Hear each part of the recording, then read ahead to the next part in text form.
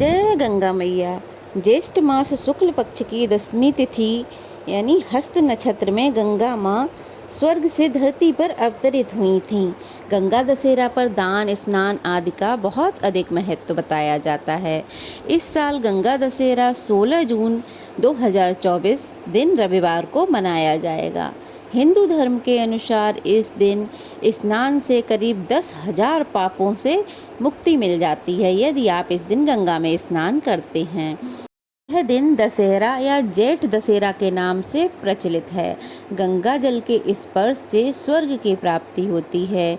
ज्येष्ठ शुक्ल की 10वीं तिथि को पहाड़ों से उतरकर माँ गंगा हरिद्वार ब्रह्मकुंड में आई थीं और तभी से इस दिन को गंगा दशहरा के रूप में मनाया जाता है।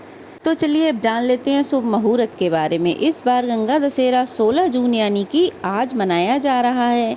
ज्येष्ठ मास के शुक्ल पक्ष की 10वीं तिथि 16 जून यानी आज रात 2:32 से शुरू हो चुकी है और 10वीं तिथि समाप्त होगी 17 जून यानी कि कल सुबह 4:34 पर। साथ ही आज पूजन का शुभ समय रहेगा 7:08 से लेकर सुबह 10:37 तक।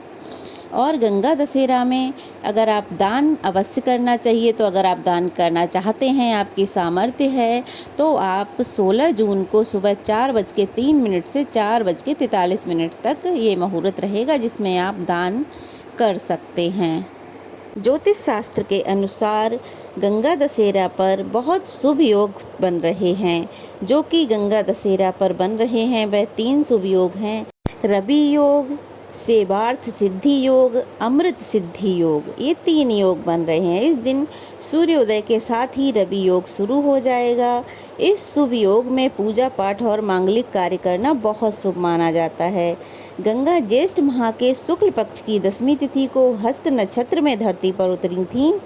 तो इस बार हस्त नक्षत्र की शुरुआत 15 जून को यानी कि कल सुबह 8:14 से हो चुकी है और समापन होगा 16 जून यानी कि आज 11:13 पर। तो इस समय अगर आप स्नान करते हैं तो बहुत ही शुभ माना जाएगा। तो चलिए अब जान लेते हैं गंगा दशहरा की कथा के बारे में।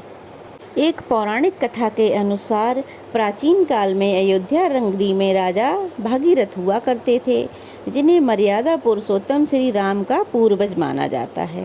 राजा भागीरथ अपने पूर्वजों को मुक्ति के लिए गंगा जल से उनका तर्पण करने की चाहते थे, तो इसीलिए उन्हें गंगा जी की आवश्यकता थी। उस समय गंगा केवल स्वर्गलोक तक ही सीमित थी, धरती पर नहीं थी। भागीरथ के पिता एवं उनके दादा ने गंगा को धरती पर लाने का बहुत प्रयास किया। कई सालों तक घोर तपस्या की, लेकिन फिर भी वे सफल नहीं हुए। फिर राजा भगीरथ ने हिमालय में जाकर कठोर तपस्या की। भगीरथ ने बहुत कठिन तपस्या की।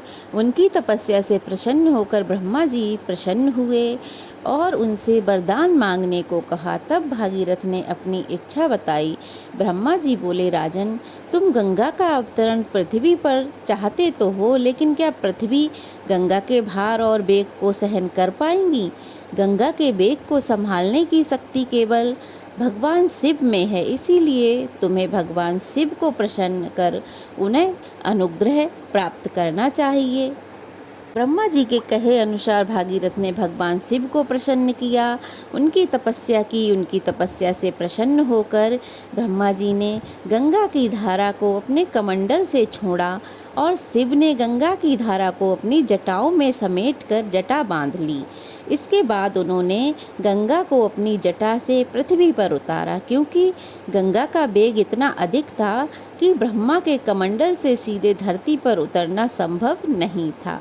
गंगा पृथ्वी पर अवतरित होने के बाद ही भागीरथ ने रसातल में जाकर अपने पितरों का उद्धार किया और इसके बाद राजा सगर के 60,000 पुत्रों को मोक्ष की प्राप्ति हुई। तो ऐसे हमारी गंगा माँ पृथ्वी पर अवतरित हुईं। तो यह थी गंगा दशहरा की कथा। इसके बारे में अन्य कई कथाएं भी प्रचलित हैं। तो ये कथा आपको कैसी लगी कमेंट बॉक्स में अवश्य बताइए।